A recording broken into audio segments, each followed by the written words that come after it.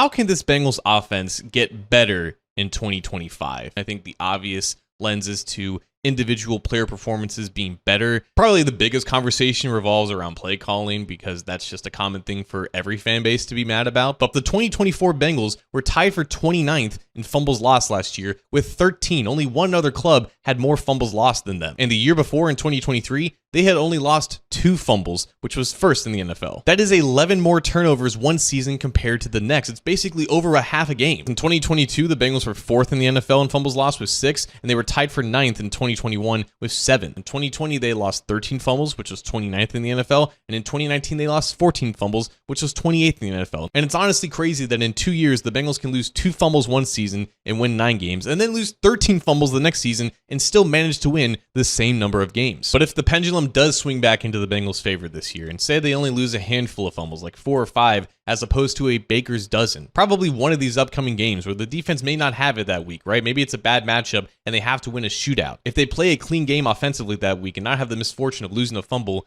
maybe they score enough points to squeak out a win instead of last year where a lot of those ended up being losses.